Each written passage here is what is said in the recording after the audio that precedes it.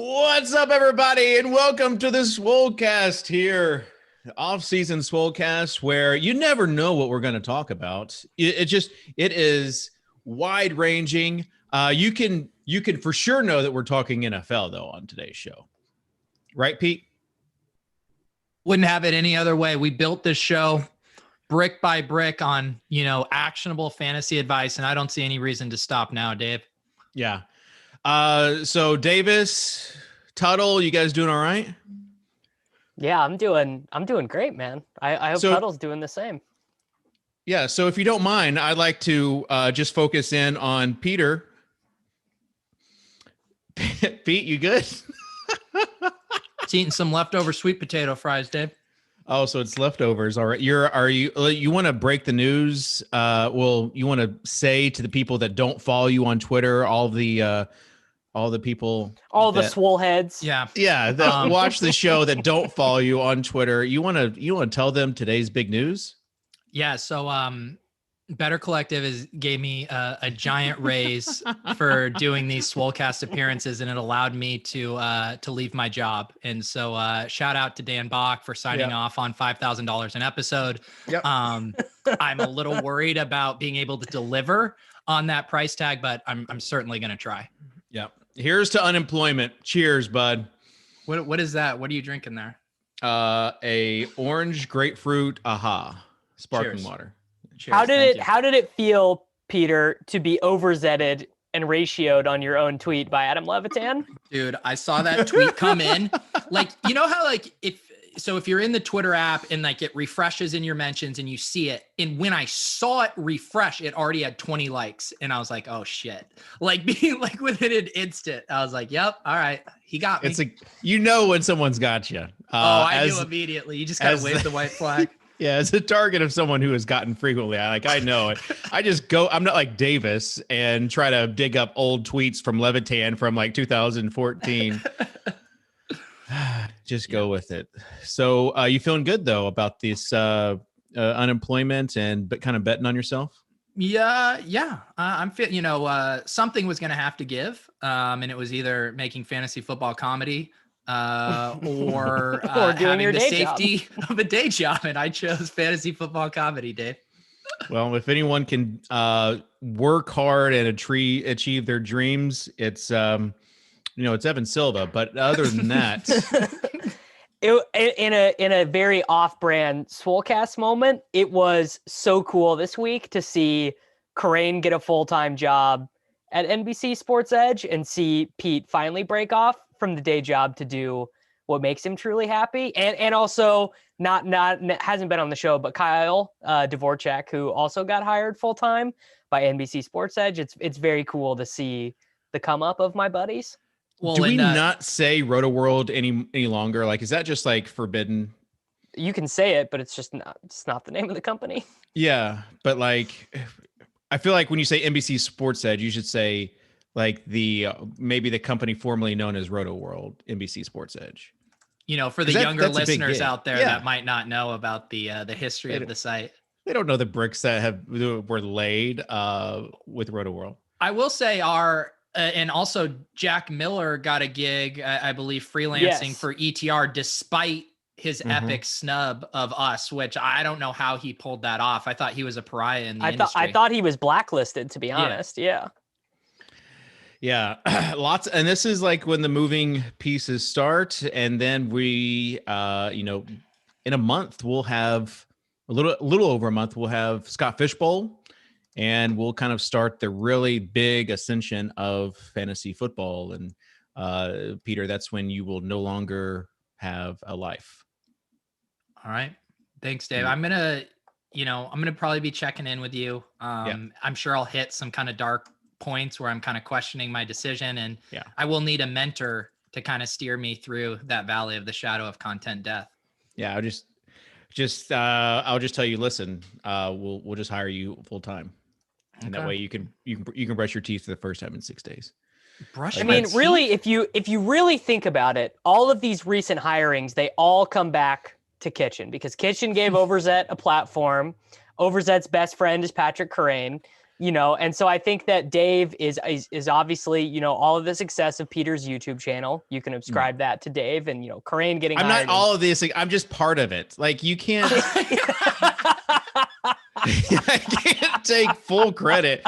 The guy's the hardest working guy in the industry. And just to see that and to give him a chance, and the rest is up to him. And you know what? He took the ball like Derrick Henry and he ran with it all the way to the end zone. I hope I catch passes this year. I'm just happy we get more Overzet streams. There wasn't enough out there. I'm just happy. Well, that's the thing I'm a little worried about is everyone's like, can't wait to see what you do now. I'm like, guys, I was pretty maxed out. Like, it's probably going to be a lot of what I was already doing. Like, come on. I mean, when do you feel like you starting a morning chess stream was a little bit of a jumping the shark moment? Dude, I'm at the point now where people slide into my DMs with a pitch like that, and I just say yes. I mean, at this point, if someone wants to teach me how to, like, I don't know, play hopscotch on stream, I'm probably saying yes. So it is what it is. What partnerships are you aiming for with now that you're unemployed? I would definitely like people to pay me to talk about them. I am open to those arrangements, Dave. Okay. I didn't know if you had any specific energy drink or what's like what would be the peak? What would be the aspiration? Beef jerky. Ooh, like if I could influence a single product. Oh, let's go around the table for this. Actually, everyone gets to choose the one thing they could influence. Okay, Davis. It sounds like you have one. No, Yeah, I want to hear from you first. For me, it's lineup HQ. I mean, it's just at RotoGrinders.com. I did shout out to Ross. I did hit him up because I want to get in the DFS tennis streets, and RotoGrinders, the only people out there with a good lineup HQ optimizer for tennis. So I'm gearing up for the French Open, and I will be using lineup HQ, my preferred optimizer for DFS tennis. I hope also fear my turtle, yes. Who's Crushed. With a stone goat. He does provide tags in lineup HQ. I do have one note on the tags in there because I was in there, played the little small ball on Sunday when I registered for there. This is graphic design here, so his cash plays are red, and they're very the similar. other is purple. And I mean, can we just get like a little differentiation in the color palette there? That should be like a kitchen thing, right? Yeah, just like a blue, purple, green. How much have you played tennis before? DFS tennis? Literally, this was my first time on the Monday slate. Oh my! You have to document this because you will get You'll get the walkovers, tilting. the withdrawals. Yeah. There's so many upsets. You're gonna be so pissed off. It's a glorious sport. All right, I'm gonna get in there. I mean, even like looking at the contest lobbies, I mean, it's pretty sad. Maybe we can inject some life into the DFS tennis lobbies here. Pete, go ahead. It's one of the DFS sports where you can literally just go to lineup HQ, hit randomize, spit out lineups, play that, and not be stone dead because pretty much anything can happen on any day in tennis. That's why it's the perfect sport for me. What were you gonna say, Davis? I have another good bit. I have another good bit for you to do. So The European Soccer Championships are coming up. They have 100K to first on June 12th. I think a video of you trying to figure out how the fuck to play soccer DFS and mangle through the lineup HQ for it. I think that would be good stuff. Why do I feel like this ends with Blender yelling at me about my lineups? It does. It literally does. It's literally like, why would you do that? Why you play anyone you want except for that guy? Yeah, that DFS soccer sounds very intimidating. Yeah, I agree. Especially when DFS soccer is fun. It gets intense though, especially if like someone didn't. I remember back in the old. I'm not sure if they still have this problems, but in the old days, like if someone didn't document an assist correctly or a cross or something, that's less of an issue now. But it really used to be the wild west in terms of like that's not a thing anymore, really. Yeah, it used to be pretty.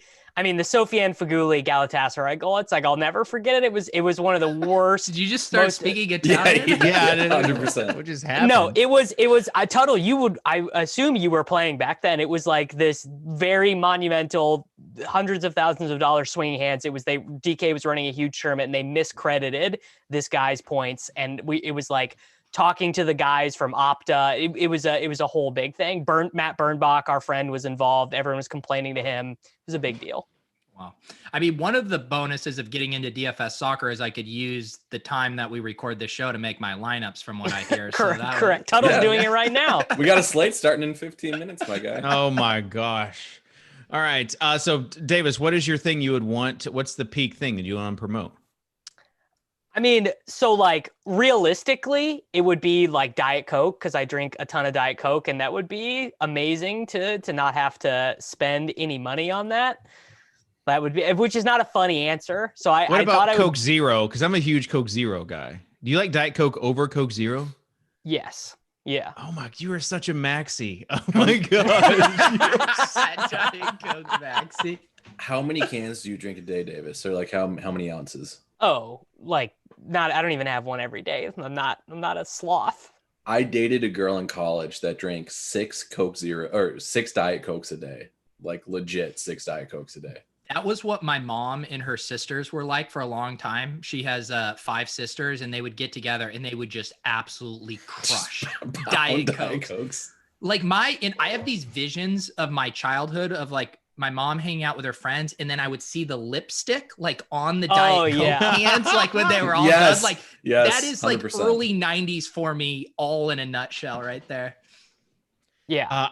I was drinking at least 1 to 2 cans a day of Diet Coke, or not Coke, a cherry Coke Zero or Coke Zero.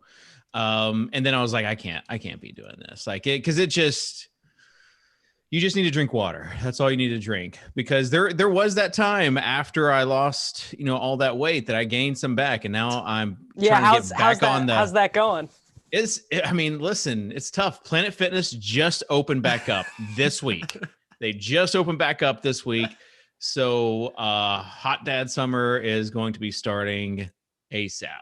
The only problem is Dairy Queen's proximity to that Planet Fitness. Dairy Queen and Culver's and all the end of year celebrations for the kids. It's been rough, but Coke Zero or Diet Coke for Davis. That's such a 50-year-old answer. All right. Tuttle, what's yours? I mean, I can't think of a good one, so I'm going to go with this recently found half pillow that I put behind my back. It really saves my back during the day. It's actually Is that from a dead guy's house? No.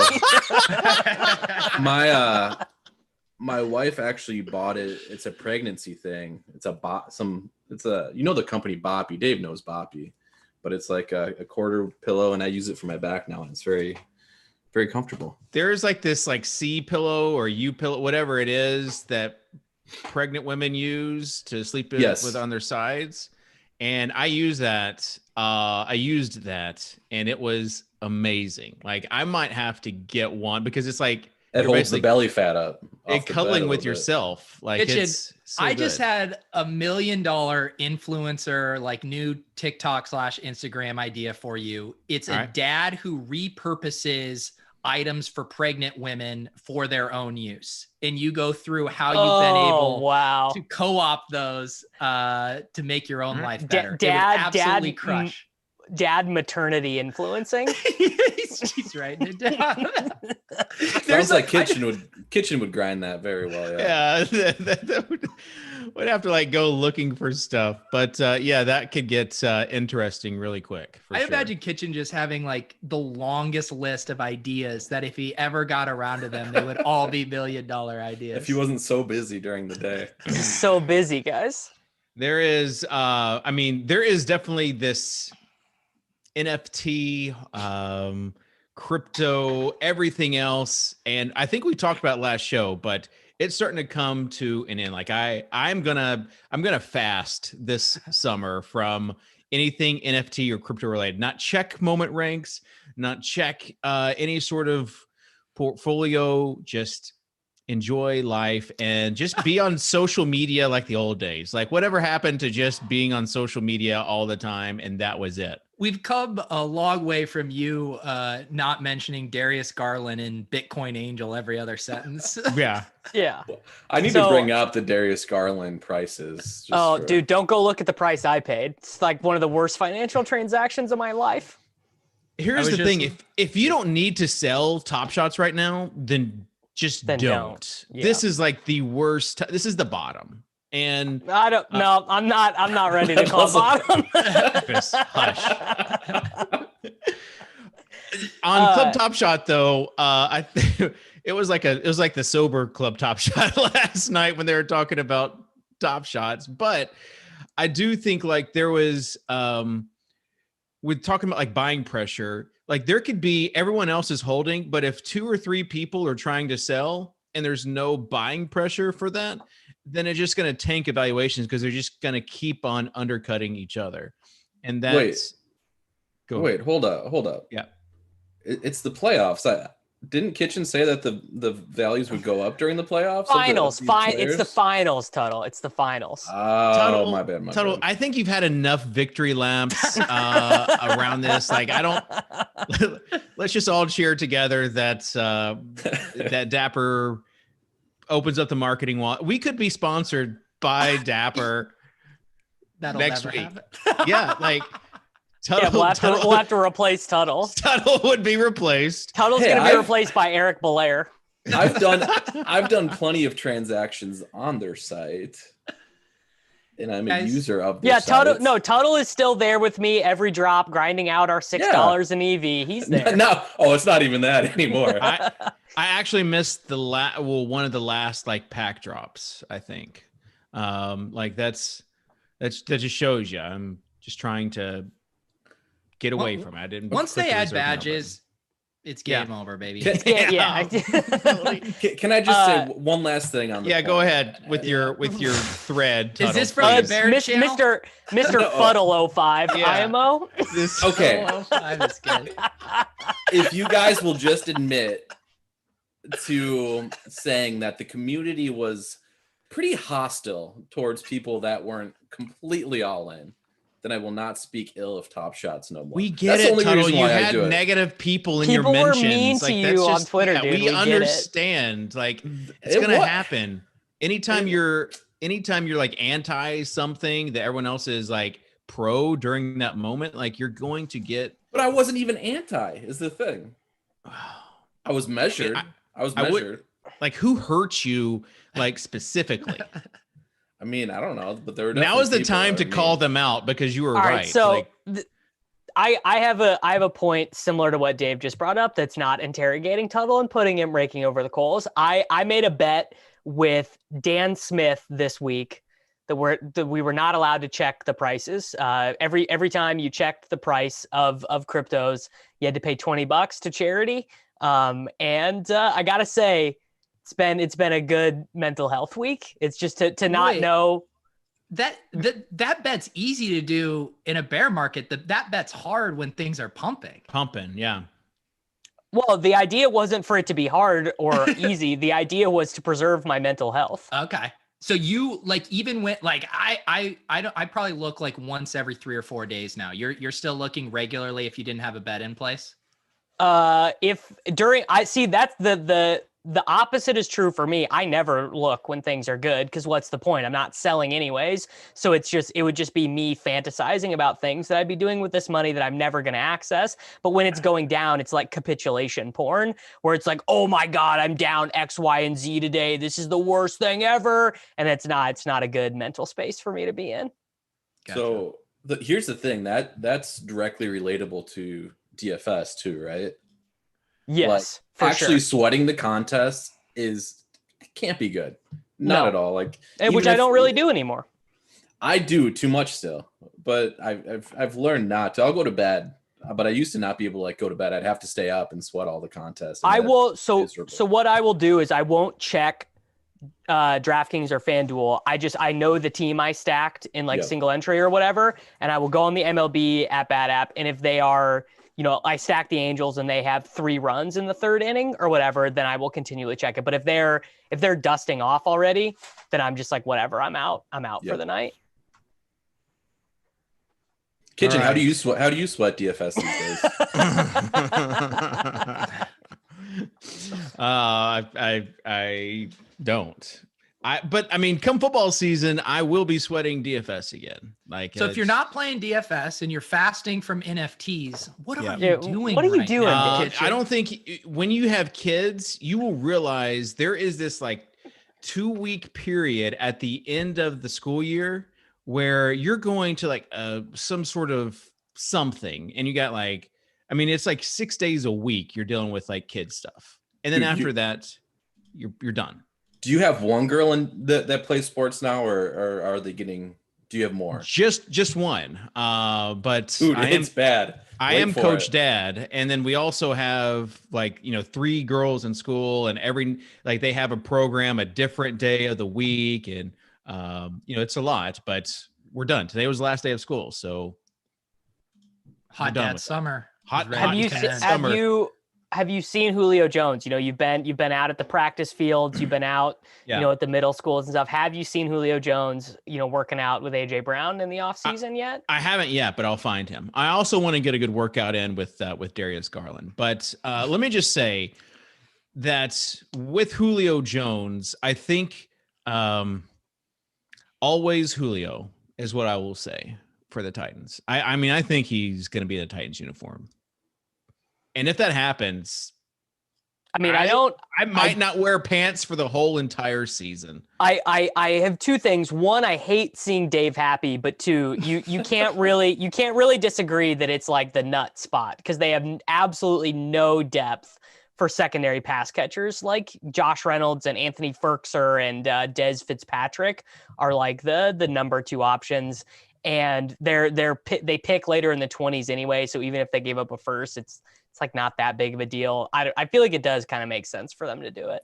There will never be the offensive juggernaut that the Titans are, with an amazing running back and 2 awesome wide receivers. The Titans will be the best first half team in football before Julio and AJ Brown exit the game with injuries. And then it's December season. And then it's just hand the ball to Derrick Henry. Are you worried? Are you worried about the departure of Arthur Smith and the replacement of him by Todd Downing? I mean, honestly, I think Arthur Smith's going to do good there at Atlanta. You think a former Titan is going to do well? That's interesting. I think the way that he called plays and the way, like, people were down on him because he was just the tight end coach for the Titans, and then got promoted. But he his was actual story, right? He was at FedEx. So like he is, but he's like, I feel like he's a sharp offensive coordinator, and I hope that the replacement Downing is going to be as sharp. Speaking of sharp, nobody gave me credit for breaking a story 4 days before Field Yates did. Why do you have a screwdriver right now? Don't know, but it was on my desk. I think it's because I had to screw in bunk beds the other night. But anyways, Tajay Sharp to the Falcons, and I called it before anybody, like 4 days before anybody, and I got no credit for it. Come clean. Was this a well-timed joke, or no? This was a boots on the ground take. Okay, this was an inside source. He was okay. Then how was he on the Chiefs roster for a couple days? Because that was a thing. He was on the Chiefs roster when I was updating projections before the draft. I mean, Twitter search Tajay Sharp Falcons, first one. This guy didn't get credit, insider. But that's okay. I just want to know. I just want people on this show to know I've got sources. It's unlike Davis, where he like says he has sources and they never pan out. The linebacker coach for the Cowboys or something. This one did pan out. When Kitchen says he didn't get any credit, I am looking at his May 24th tweet about it. It's like 2 likes. Yeah, dude. So Socrdave's Twitter game, like he's got 20,000 followers, and this dude routinely puts out tweets with like and I don't understand how it's even possible to have this many followers and literally no interaction. Did you buy your followers, Kitchen? No, I didn't. But I might have to buy some more. It's like Kitchen, oh my one gosh. of Kitchen's most recent tweets is him retweeting himself saying Wiggins has been brutal. One retweet by himself. That was like an in-game tweet. You can't count those. Those are in-game tweets. They don't do like huge numbers. Those are tough to refrain from because you want to get a thought out. You want to but comment they on get it no during traction. the game. They get no traction. Yeah. And Davis, you go back and delete them. I don't. I just Correct. I leave it on the blockchain. That's what a sane person would do. Is if your tweet gets no traction, you get rid of it. Yeah, Here's my take. I'm anti retweeting yourself. I'm pro threading and replying to the original tweet. I think that's the move. The sad thing is Kitchen retweeted himself and got 0 likes on his on his 2-like tweet. It was a late night NBA game. Come on. Wiggins was brutal in that game though. Game has serious Davidson NCAA tourney vibes. That's because of Steph Curry doing everything and nobody else was. Like he was. Kitchen, this is social media 101. So I'm trying to figure out what's going on here behind the scenes. So you say Wiggins has been brutal. You get some engagement. Big Jim 1717 says, "Isn't he always brutal?" You don't reply to him. You gotta reply. I'm past it. You're having a conversation. You're trying to solicit your community to engage with you, and then you just leave them hanging, Dave. I should have just liked it. I mean, did I like it? No. I should have. I'm sorry, Jim 1717. It is unreal how all of your best tweets include my handle in them. My handle or my name. Just 100% of your tweets that get over 10 faves have either my name or my handle in them. Or some sort of like dad whatever. But yes, that is the key. I mean, that if I wanted to just do that, then that'd be what I would do. Honestly, this has been therapeutic for me because my Twitter game's been struggling lately. It's refreshing to go look at Kitchen's Twitter and not feel but too see, bad I'm about myself. I'm not trying for I'm not like thirsty he's not for trying. likes. Yeah. It's just me. I will say I am thirsty for likes on the Tajay Sharp to the Falcons call though, because it legit happened. I will say, I think we definitely, or at least I'll just speak for myself. I definitely alienated a lot of fantasy people from all the NFT top shot stuff where like you used like when you're just tweeting about fantasy football, like if you're just making a joke within that general thing, like it's going to do pretty decent. 60 now, faves. They've all muted me. They're like, this guy's just talking about NFT projects. Like I'm over it. Okay. See, I feel like I've done the Denny Carter thing where you would only ever follow me if you like my specific brand of douchebaggery. Like there are not people who are still hanging around for my tweets who are like, on the fence about me. Like those people have moved on years ago. No, I think you get people who hate follow you like they do Denny. Oh yeah. That was Davis's following for a long time. Oh, it was like people that love to just like gathering of negativity, as we would say. Peter, you got tweeted twice by TMR, Mr. Matthew Berry. Yeah. As a follow Friday on Thursday and then again on Friday. What was the bump there? Like how many followers? I think I probably got like 50 each one. What's the biggest higher. bump? What's the biggest one-day bump you guys have ever gotten in Twitter follows? Dude, there was this weird pump I remember like 2 years ago in the summer around Scott Fishbowl where it was almost like there was some list or something that was circulating and everyone was following it and there was like 300 or 400 follows in one day. That's the only one I can remember. Pretty sure that's when I announced that you were coming on the Swolecast.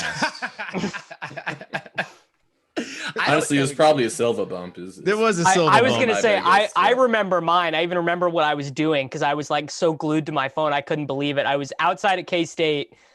I probably smoking a cigarette and Evan either had came on my podcast or we did something together. This was like 6-7 years ago. And he was like, yada, yada, Davis Mattek, he's the only guy seriously doing X, Y, or Z. And I remember getting like 1,200 followers and being like, this is the most amazing thing ever. I mean, I don't tweet about anything like in particular that's interesting. I'm not like an expert or thought leader. I don't say anything interesting in anything. Right. So I'm just like, I'm just a normal guy. Like Tuttle should have more followers because he is like an actual expert in a sport. So like, see, that's if my you problem wanted though. to- I don't tweet enough about Sports. I Right, exactly. Yeah, you need to jokes. be like Cardi and be like, or like tweeting out like WOBA splits and stuff. The truth 100%. about Twitter to that point is like to be an actual thought leader, like you have to sell your soul. It's like the equivalent of having to do clickbait titles, but having to do that constantly on Twitter over and over. And like I can stomach myself to do one every once in a while, but I don't know how people do that over and over. Like the engagement traps where you're just like, I don't even believe this, but I know I have to say this. Well, and the other thing is you see big fantasy accounts now, like there just is no room for truly big fantasy accounts to tweet anything other than fantasy sports stuff. Like because of how polarized all discussions are now, like there just is no room for like JJ to tweet something other than something about the Pittsburgh Steelers running backs. Like it would just devolve into so much chaos because so many people follow him now. I have a question for you guys that are craving, those likes. So Davis and Peter here. Mhm. How much does it tilt you when you see CSU Ram send out a tweet and it gets like this one? It's impossible to keep up with everything going on in crypto. That's the tweet. 62 retweets, 872 likes. Oh my god. He's a thought leader, dude. Yeah. Can't get mad. I thought you were going to say, Tuttle, for those of you guys trying to get a like, David Kitchen. Back to answering my own question about what you would want to promote. Mine, I think the top would be beef jerky. Just any sort of beef jerky deal would be what I would like to do. I could see that. I could see you just like shirtless in all these different locations, like in a pool, just eating beef jerky while you have the kids, on your arm. Yeah, something healthy too, please. Pete, have you been back to the gym? Yeah. I Did you not see? Somebody recognized him at the gym. Right. Oh, yeah. Yeah. It was the Top Shot guy. What was funny is there's two guys that go to my gym that are roommates, and the first guy who actually approached me wasn't that familiar with me. It was his roommate being like, next time you see him, say something to that. So that guy was having, and then the following day, the actual guy who was into Top Shot, he found me, and we had a nice little chat. And small world out there, Dave. Did you take a picture with him? We didn't. We didn't have the phones. We're kind of had our boxing gear and stuff like that. We're just kind of living in the moment. I know, but like you tweeted own it the out. moment even. You could have. I get it. It's a special feeling. Here's the thing. How that goes, Kitchen. You get this a lot. It's like you can't offer to. You can't have someone come up to you and then say, "Do you want to take a picture?" Like they have to ask to do the picture. Right? Yeah. You as the person being recognized can't be like, I gotta show this to Socrdave. Next time it happens, I'm 100% asking that person if they want to take a picture with me. I'm gonna do it. I'm gonna do it too because I can't live to know that it's been undocumented. Yeah, someone has a picture of me on their phone at Disney World, and they're just trolling me. They've seen every episode, and they're just trolling me, and they have not released it. Anyways, all right, back to best ball. Back to best ball, Peter. We haven't even talked about best ball ones. Yeah, how can we go? We're going back to it. Going back to it, Peter. How much we're moving around topics? Peter, how many best ball drafts have you done? I'm up to like 25, I think. I've been doing a bunch of the slow drafts in the Best Ball Mania, and it feels good, man. I definitely wasn't drafting this early last year, and I'm actually worried because it was last year toward the end when those contests were getting close to filling and the season started. I was just doing drafts nonstop. Yep. And I'm just worried if I'm starting now, is that going to hit me in like early August to where I just can't stop doing drafts? So are you going to be a legit fantasy thought leader this year? Like not a bit, but like legit. Like you're already drafting. He already is a fantasy thought leader, dude. Already drafting. He knows what I mean though, as far as like giving legit like, are you going to be advice. tweeting out animated GIFs of Henry Ruggs with like corresponding asterisks? No, never. Like how deep are you going to get, I guess should be my question, because you're going to be in it, obviously, promo code Pete, but like how deep are you going to get in your toutdom? I'm not going to be at the closest I will probably get to a tout is when I write the newsletter. We do like some waiver wire stuff and but that's the closest I will ever get to that. I can't, I don't have it in me, Dave. Hey guys, Peter Overzet here. I'm going to talk to you about the 5 running backs you must avoid in this year's draft. Literally exactly it. The must avoid articles and videos are the worst. Or especially if they take the easy way out, like a guy nobody's drafting anyways. Yeah. It's still though, like that shit just kills on YouTube. Like to Dave's quite like, if I just stopped just doing fucking chess streams and did like top 5 wide receiver sleepers, I would literally get 30,000 views, and I just am physically incapable of doing it. I can't bring myself to do it. Crane will do it though. Crane sold out to Big Peacock, so he'll do anything. Crane sold out to Big Football. Pretty soon, Crane is going to be coming on shows saying we're the only ones talking about the 3-game Thanksgiving slate. I mean, we had one guy from Big Peacock on the show, not opposed to bringing Pat back on, despite his shortcomings on the last show that he was on with us. Yeah, I am shocked that that they didn't review kind of all. I hope they have a good offensive line and defensive line guy, someone good in the trenches that can complement his weaknesses for sure. All right, Dave, yes, Dave, have you been drafting best ball teams? See, I have not. He's drafted too busy. He's too busy. Well, I'm drafting right now in the FF Eliminator David Kitchen League. How long did it take for that one to fill? This.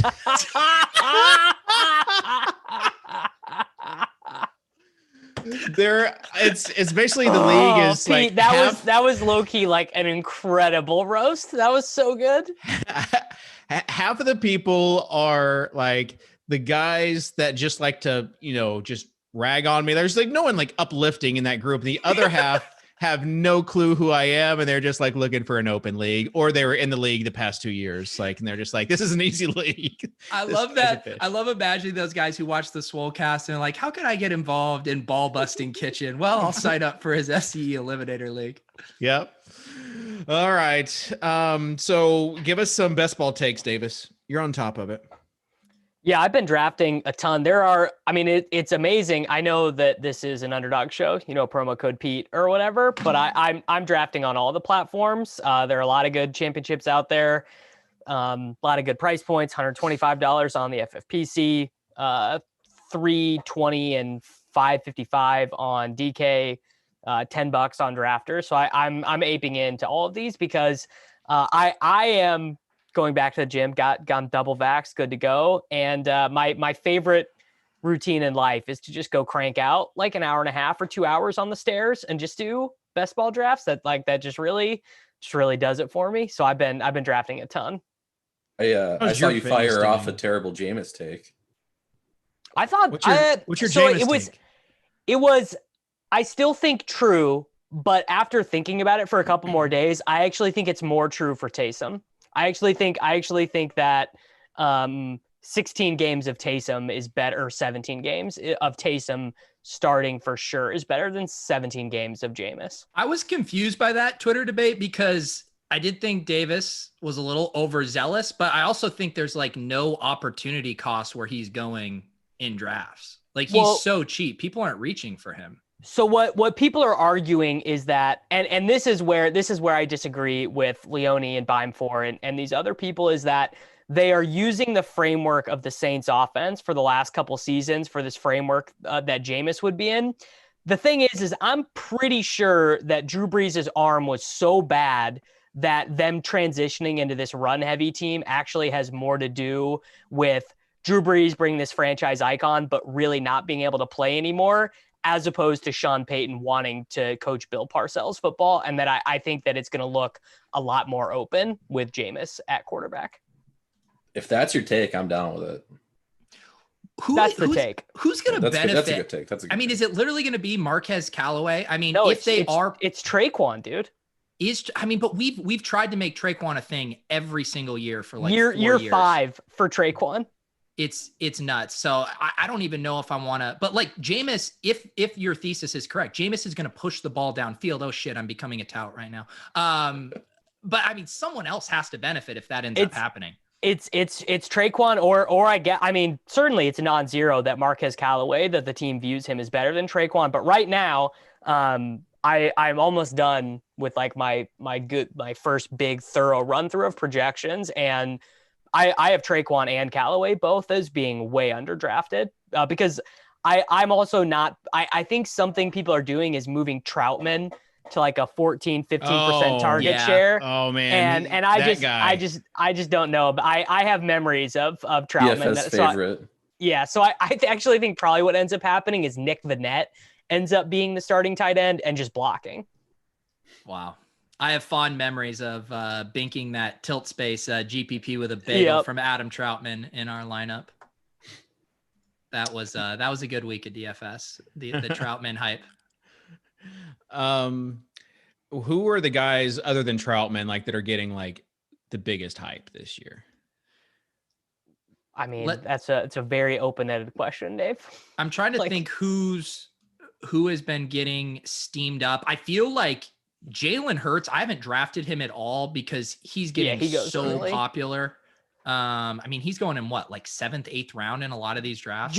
Joe Mixon is being big time steamed all the way up to like middle of the 2nd round. What about Washington guys? One of them. Yeah, I haven't drafted a single Washington player yet. Their ADPs all seem insane to me. Terry McLaurin goes ahead of CeeDee Lamb. Yeah. And Curtis Samuel is going in the range of like Jarvis Landry, Michael Gallup, and those guys. Brandon Cooks and those guys. Yeah, even Logan Thomas is going with the top 100 pick. What is Sam Darnold at right now? Free. Yeah. Oh man. Completely free. He's gonna be someone who I have a lot of. Well, if he is free, then I'm gonna have a lot of. And Robbie Anderson is not fully priced compared to his results from last season. You can get him pretty much not much cheaper, but cheaper than DJ Moore. This is the ADP that makes the single least amount of sense to me. Devonta Smith being drafted well ahead of where Jalen Reagor went last year. Now I know Ertz is not there, but Philly is for sure going to pass less. Goddard is also being drafted like a 90th overall ADP. Miles Sanders, 3rd round. Like I just the Devonta Smith ADP seems insane to me. Yeah, he's been going 7th round pretty consistently, and that's just a tough one too because I would maybe consider it in Hurts stacks, but you're having to use your 7th and 8th round picks on those two guys, which just seems so pricey. Rager's playing in the slot this year. Nice. I did see that quote. Kitchen saw that come across the old Twitter. You actually reported that a few days ago before that even got announced, right? You know who I'm taking in my 3 tight end builds, Yeah. Just with the last pick. Haven't done a draft yet, but totally doing it. Kylan Granson. Just love that guy. Oh man, he has been steamed up big time too. Big time in the dynasty rookie draft space. I love how, there's like one press conference where they like reference that he likes one him. quote. Yep. And then when everyone touts him, they all act like they're the ones unearthing this quote. Like, you guys won't believe what I heard. Yes. This guy, I found this on The Athletic, very deep in a Colts practice notebook. My most undervalued guy, I took Tevin Coleman with the last pick of a draft. I'm other out day. Completely. He is going to be the starting running back for the Jets in the 18th round. You are getting him. That's absurd. Is he though? I didn't even know what team he was on. I mean, they're drafting Michael Carter 100 picks ahead of him. There's no reason the draft capital. I have P. Ryan projected to record the most touches in their backfield. You think P. Ryan is better? Wait, isn't P. Ryan on the Bengals? That's Samaj P. Ryan. Yo, come on, Peter. You got to say LaMichael, okay? Samaj is, the preeminent P. Ryan here. My take is just on the ambiguous backfields where we don't take the cheapest guy. Yeah, I just think that's absurd. My thing is Coleman has athletically been done for 2 years now. So I mean, the best value of any player available is Darrell Henderson, who is like going to get 150 touches for probably a really good Rams offense, and he's 14th round or whatever. I like Henderson. Another guy right around him that I end up taking is I'm taking a ton of Devin Singletary because he's going in like the 13th. Jamal Williams. Too. Oh yeah, he's got the coach hype now, right? Running back A, Jamal Williams. Yeah, and I mean I think the guy who offers the most profit potential, and I know he's just going to make me go broke, but it's Edwards-Helaire. It's because the Chiefs starting running back just should not go in the 3rd round of drafts. He just shouldn't.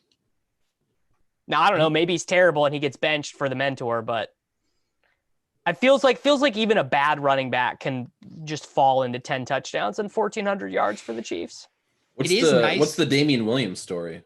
He's with the Bears now? He's in Chicago, yeah. Yeah. I've been taking some flyers on him. I always like betting against David Montgomery. He's like 30 years old now. But he's fresh, dude. He's fresh. He's fresh. He didn't play last year. I do like the CEH thing because if you do start, like if you're at the back end or in the middle and you want to get like the Tyreek Hill, Diggs, you can grab, then you just get CH as your first running back. But then on the flip side too, if you start with the 2 running backs, Michael Thomas is still there in the 3rd of a lot of drafts, which I like those starts a lot too. Okay, I got a question for you, Pete. Now that everyone is doing the 4 running back thing, what has been your response to that? Are you joining them, or are you fighting against the current? So I've done a decent amount of those. I'm now starting to get back to my 0 RB roots, though, just because I like running backs at so many pockets of the draft where you can get like Travis Etienne and Kareem Hunt, in the 5th, 6th round. Then you can go grab a Ronald Jones type. Then you can come get like the Phillip Lindsay, Singletaries, those guys late. So yeah, I've been doing like 5 running back 0 RB builds, and I like those teams a lot. So I'm worried that this hyper fragile thing, like I'm not going to do all my teams that way because I don't want to have my portfolio at the end of the end of draft season be like all in on guys I hate, right? Like Chris Carson and Josh Jacobs and just these other guys who you were only drafting because they are a source of like, these guys get 180 points minimum if they stay healthy, basically. And I want to be, pretty heavily, like I want to be balanced towards Darrell Henderson, Devin Singletary, Jamal Williams types where they can also rack up points pretty easily. And obviously, like then you're just getting the monster wide receiver points. Yeah, and with the 0 RB builds, you can just get a few different types. Like I've been grabbing Raheem Mostert too as a guy too, where you're like, hopefully banking on some touches at the beginning of the season. You can grab who's the pass catching back, Nyheim Hines. Every year, Nyheim Hines. And then you can grab like the true handcuff types. You can get your Pollards and your Madisons. You just get a blend of those guys and hope you bink the handcuff turning into the starter, and you piece it together until that hits. And so I think Leone's talked about that and Bime for too. I just like that idea of going hyper fragile, but even with the 0 RB builds where you haven't invested a lot and you're just hoping that it breaks your way. It's still $1 million to first and 250,000 to second. I mean, you got to swing for the fences. What's Rodgers' ADP yet, and has there been any increase in ADP like from Broncos receivers and speculation? Rodgers is going 94. Same as it always is for him, pretty much. Maybe a 5 pick discount, you think, something like that? Yeah. And I would say I haven't noticed. I guess Judy is maybe going like a round ahead of maybe where you would kind of want him to go, but like I think the price on all the Broncos guys is very justifiable, even if Teddy Bridgewater starts. Yeah, I would say Tuttle, it's priced as if Rodgers isn't going to be there right now. No, Peter, I saw your first ever draft had the Titans stack, the early Titans stack. I liked it. I'm wondering though. You did? Yeah, I did. I didn't like it. Like, are people drafting Julio in their Titans stacks right now? I don't know if I've done enough drafts since that rumor to see if that's actually playing out. Because that would be, I mean, that would be a potentially sharp take to do. Well, because but even if it doesn't happen, you still have got Julio. Well, that's what I was going to say. Like, what is the advantage of trying to do that now if his cost is going to be the same even after that's announced? Or do you think his price goes up on the Titans? I think it'd probably stay around the same. Oh man, that's a good question. Yeah, I don't know. Davis, what do you think? Do you think his what's his ADP at right now? He goes kind of at the 3-4 turn. Like once Amari Cooper and CeeDee Lamb are off the board, Julio tends to be the next wide receiver. I guess here's the thing with stacks and best ball is like you got guys that typically can go like around earlier just because of the stack. Yeah. And I will say the Titans are such a weird team right now for stacking because I've noticed that unless I have Henry or AJ Brown, I don't even think about stacking the Titans because then it's like, okay, I grab Tannehill, Ferkser, and like Josh Reynolds, Des Fitzpatrick. It's not the sexiest stack if you don't get one of the big dogs. Yeah, you got to get a big dog, but I guess that's the good thing if you get a big dog or the big dog is that there are some like just freebie wide receiver 2, wide receiver 3 guys out there. Because if they don't get Julio, they are just so thin. What's your boots on the ground take? Des Fitzpatrick or Josh Reynolds? I think Reynolds. Fitzpatrick is going to be more of a special teams guy. I've been scooping up Reynolds and Fitzpatrick in these drafts. Yeah. Like, well, I think the biggest one, if you could figure out if one of these rando Chiefs guys, whether it be Powell or Pringle or D-Rob, like if Hardman just turns out to not be able to play and is still a bit player, I mean, there's 100 targets there for a player in the Chiefs offense to get because they're going to throw 700 times. I don't know. I've been taking all of them. I've taken D-Rob, Pringle, and Powell all in different drafts. What's Justin Fields' ADP right now? He is pretty palatable. Going at 127. Oh, 10th round. Yeah, I pull a trigger on that. Is there any plans, Peter, for Superflex? Superflex, best ball, tight end premium. Yeah, on Underdog. Yeah. Like how much pull do you have? Basically, is what I'm asking. I actually reached out to them and I said, I actually kind of know a godfather of this format who I think would be an excellent kind of consultant on how to roll it out and market it. So I might be hitting you up here to kind of help shepherd this new format onto Underdog. I mean, we could call it the Swolecast special. I mean, as far as that's very kind of you to share the naming rights with all of us. Well, yeah, I mean, we're a team. Like when Peter is unemployed, we're all unemployed. Yes, please use promo code Pete. I'm actually begging you now. Yeah, you can borrow some of my insurance, Pete. It's a good thing you got the. No, I'm not going to say it. Never mind. Oh God, you know it's bad. Tuttle not saying something. Well, no, I told myself I wouldn't talk about the subject anymore. You can say Top Shot. Go ahead. Yeah, I was just gonna say Top Shot. It's a good thing you got the early influencer payout. Oh yeah, from Top Shot. Which one was that? I haven't taken a penny off the site, and I should have. They gave you those early withdrawals. Once NFL comes back, the early withdrawal perks and the free packs. I got with my withdrawals that was like 3 weeks ago. It was far too late. It's because the gifting is because like I mean that's the same thing. Like a complicated gifting history, as Rohim might say. Yes. I had over 150 gifts in either direction. And right before I applied, I was the middleman for a pretty big Anthony Edwards MGL Heat. It might have been the number one or top 10 ask me about how being a middleman for big transactions and trying to explain that to a mortgage lender is going. Oh no. That's why this is run it back, right? That's why after doing much thought and figuring all this out, had that transaction not happened, actually none of this would have been a big deal and I would have just gotten approved and it would have been fine. Who was responsible for that transaction? I mean, Is it me. Dan Dan Bach? Bach.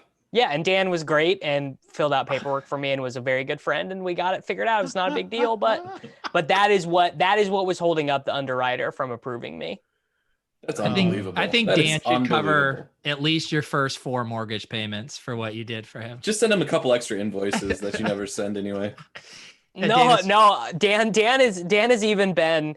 I don't know why he did this. He randomly pinged me to remind me to fill out my invoice last month. It's because of you, Davis, we have to every month. It's not check because of on- me. I Toto promise. already blew this story up. It's not because of me. I promise. We have to check because there was like you hadn't reported in multiple quarters, and so they had to go back and revise quarterly statements for the company. It's not true. This cannot. I'm telling you, David. I make like literally .0000001%. it doesn't matter. Like it's for accounting purposes. This is a lie. You are lying to the people. The Action Actually, Network payroll- acquisition almost didn't happen.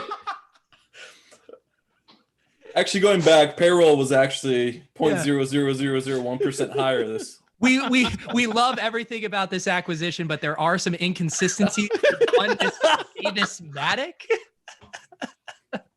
Oh man, getting Ravel on the Swolecast this year is going to be epic. It will be epic. Yeah, when is that? Like, what are the impracticality elements of that merger? Are there going to be talent crossovers? I mean, there can be. It's not going to be like we don't pretend like Action Network exists now. It's like there are brother sister sites. So it's like, hey, Darren, hop on over, tweet us out. Yeah. I want to see a kitchen Rovell collab. I feel Potentially like on the those guys have basketball they have a lot in common. I feel like. Yes. I feel like if I wanted to be like a Rovell character, I could easily like ape into it. Like easily. You got to get that notebook with your ideas. He does it so well. Yeah, I'm gonna put Superflex. Also, another idea, the fantasy football circuit. I think we may have even had that, but as you guys are talking about all the different tournaments, like having a circuit where you average the best finishes of 12 What people. about aping into someone's portfolio and you get to buy like 10% of their best ball action? Yeah. And we're still going to do the Socrdave NFT. special, the special draft. Last year was just. I'm still waiting. There's Charlie sending out the props to us any day now. It's I happening forgot about last that year. draft. Last year was just a. I completely spaced the props. We're really hype up for it.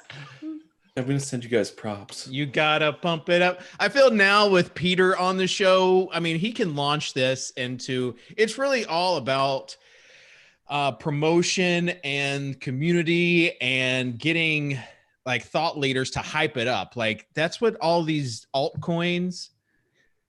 Like all they do is like hype each other up and then they sell early, but we're not going to sell early. Should I make a Swolecast channel in my Discord? Start building out this community. Oh yeah, or we can have our own, tokenized community. Money sign Swole. to how you Okay, profit on this David, community. can I tell you something? What would a Swolecast draft kit look like? Probably like shit. Every person who tweets about the Bored Ape community, it makes me want to never read Twitter again. Davis, I'm letting them have you can like that's the one NFT for me right now that's going good. So you can you got to admit, Do you ever I think bought about those for 0.08 ETH, and now they're it's a big community, and that is like a legit community. Like that is, it's not like a I fake know, but community. it's weird. Well, it's just like can punks. I want to Except it's more of a end. community than punks. Anyways, I want to end the show with this. Do you ever think about what would have happened if you just would have bought a punk at the beginning of all this and did nothing else? Yeah, for sure. But also, But it's been about the community, and so that's important. It's not just the community, Davis. It's the journey. Like that's a boring journey to just buy a punk and just that's to buy it. a punk and then be rich. To Give just me buy the highs. Give me the highs and the lows, and hopefully some more highs. Yeah, I don't know if I feel the same way. Well, that's because you're different than me. Like Kitchen, we haven't had a kind of a meeting of the minds on our NFT box that we collectively own. Well, Yeah, I think the time to What's shill that one that worth now? might have been past, bud. I actually, now that we talk about it, I don't even think I did have a piece of that. You do. I haven't taken your piece, but you do. However, I did see that there is potential for a Bored Apes NFT box Punk Comics collab, which if that's the truth, then we need to sell the hype. Yeah. we need to dump this on someone if that's the case. I wonder who bought the man's coin number one? Who is it? That actually sold on the secondary market yesterday. Who was it? It was in No, Rev, this. you're thinking the of Carlini. 69. No, the 69. 69 is Clairvoyant. Clairvoyant. Yes. Yeah. He's got an apes. He sold it? No. Sorry, we were confusing two different things. But someone had listed their number one that they had already bought, and Testudo came in and bought it on the secondary market. Big moment for that community. Testudo is also a fellow ape member as well. Yeah. So what we should do is auction off the 500 box and its contents, and add in a few extras. I'll add in a man's coin. You add in, custom appearance. That's a legit giveaway. Yeah. All right. If we're going to do it, let's do this right. Yeah, once we get $500. 3,000 subscribers on YouTube. Yeah, Oh, yeah. Charlie Charlie messaged me and he's like, "We've almost got 3,000 subs on YouTube. Don't sell that Kawhi moment." And I was like, "No problem, bud." Well, what does the original tweet say the Kawhi was worth? We might have to make some revisions. I don't know. Before we find that out, we got to end this show. So special thanks to Devin for producing this show. Go ahead and like the Swolecast, subscribe, because listen, Pete is unemployed, and that means he has tons of time and effort to put into these shows each and every week. The best is yet to come. Thank you, Davis. Thank you, Tuttle. Thank you, Peter. We'll see you next time here on the Swolecast and RotoGrinders.com.